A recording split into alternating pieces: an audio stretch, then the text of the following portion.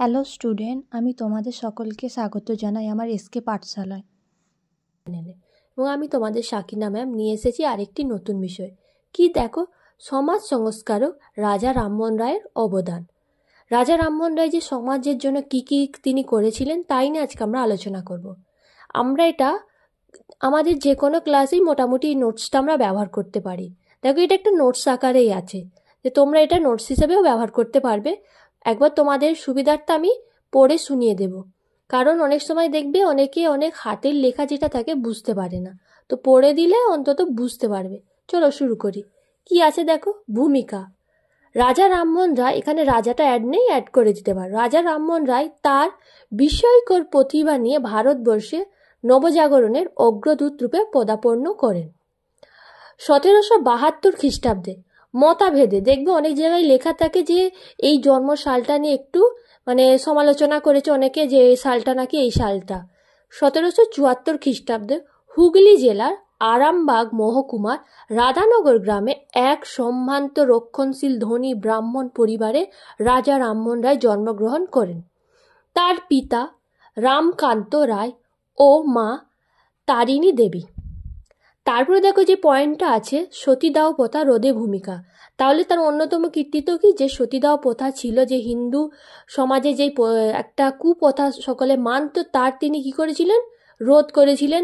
তো তার জন্য ইতিহাসের পাতায় তার যথেষ্ট গুরুত্বপূর্ণ ভূমিকা পালন করেছিলেন। সমাজ সংস্কারক রামমোহনের জীবনের উল্লেখযোগ্য কৃতিত্ব হল সতীদাহ প্রথার বিরুদ্ধে আন্দোলন। সে সময় বাংলা সমাজে সতীদাহ নামক এক নিষ্ঠুর ও অমানবিক প্রথা প্রচলিত ছিল। কি হতো এখানে, মৃত স্বামীর জ্বলন্ত চিতায় তার স্ত্রীকে নববধূ সাজিয়ে তার ইচ্ছার বিরুদ্ধে জোর করে পুড়িয়ে মারা হতো। তাহলে বুঝতেই পারছো, যখন তার স্বামী মারা যেত, সেই চিতার মধ্যে কি করতো, যে স্ত্রী হতো তাকে পুরো নববধূর মতো সাজানো হতো, তারপরে তাকে ওই চিতার মধ্যে একদম ফেলে দেওয়া হতো।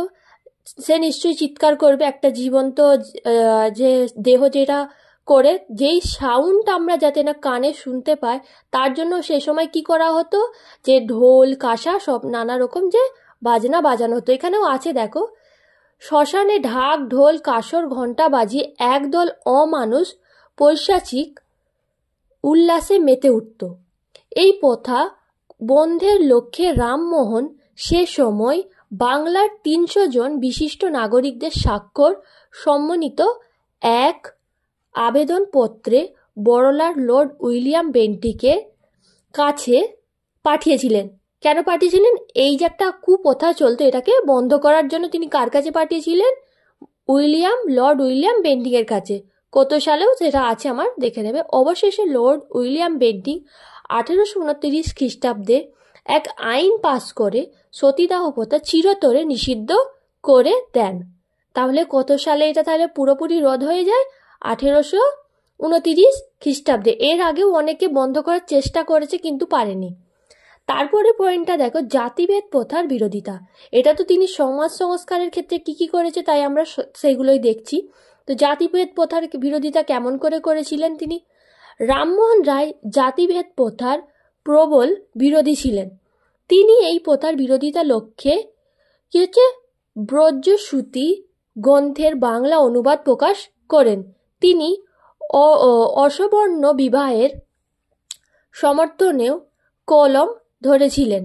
জাতিভেদ প্রথার কুফলগুলি আমাদের সমাজে কতটা ক্ষতি করতে পারে তা জানিয়ে তিনি প্রবন্ধ রচনা করেন। এই যাতে কি না আমাদের সমাজ এর থেকে একটু, জাতিভেদ যে প্রথাটা আছে দেখবে এখনো কোনো না কোনো কারণে দেখবে এই জাতি এই যে একটা দেখবে সমাজে চলতেই থাকে। তো এই যে একটা প্রথাকে তিনি যে দমন করার জন্য কি করেছিলেন, বিভিন্ন প্রবন্ধ রচনা করেছিলেন।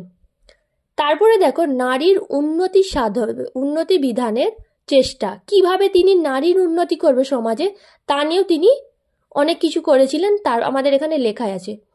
রামমোহন সমাজে নারীর সুষ্ঠু অধিকার প্রতিষ্ঠার লক্ষ্যে আজীবন লড়াই করে গেছেন। তিনি যতদিন জীবিত ছিলেন নারীর জন্য তিনি কি করেছিলেন, আজীবন লড়াই করেছিলেন। তিনি যে 6টি নারী সমস্যার সমাধান চেয়েছিলেন। সেগুলি হলো, মানে কতগুলি সমস্যা তিনি সমাধান করতে চেয়েছিলেন। এক হচ্ছে স্ত্রীলোকের স্বামী বা পিতার সম্পত্তিতে অধিকার। যে কি হয় আমাদের সমাজে, দেখবে বাবার কিংবা স্বামীর যেই সম্পত্তিটা থাকে তাতে দেখবে নারীর কোনো রকম অধিকার থাকে না। 2 দেখো স্ত্রী শিক্ষার সুষ্ঠু প্রসার। কি হতো, স্ত্রীদেরকে শিক্ষা দেওয়া হতো না, যাতে স্ত্রীদেরকে শিক্ষা দেওয়া হয়, নারীদেরকে শিক্ষা দেওয়া, তার জন্য তিনি কি করেছিলেন, লড়াই করেছিলেন। তারপরে দেখো বিধবা বিবাহ, মানে বিধবাদের বিবাহর জন্য তিনি ব্যবস্থা করেছিলেন। বিবাহ বিষয়ক আইন, বাল্য বিবাহ, কুলীন প্রথার বলির হাত থেকে কি হচ্ছে নারীকে রক্ষা। তাহলে বুঝতে পারছো কত, এই যে 6টি যে আমরা নিয়ম পড়লাম, যে তিনি সেই সমস্যার সমাধান করতে চেয়েছিলেন, এই 6টি সমস্যার সমাধান করতে তিনি চেয়েছিলেন।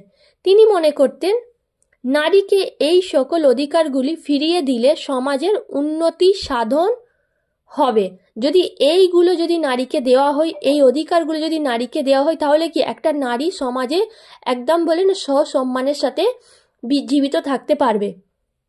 তারপরে দেখো উপসংহারে কি আছে, রামমোহন স্বপ্ন দেখেছিলেন এমন এক নতুন সমাজের, কি হচ্ছে যে সমাজ থাকবে না, মানে একটা এমন সমাজ তিনি গড়ে তুলতে চেয়েছিলেন যে সমাজে কি থাকবে না, জাতি, ধর্ম, বর্ণ, উচ্চ নিচ ভেদাভেদ, এই কোনো ধরনের ভেদাভেদ থাকবে না।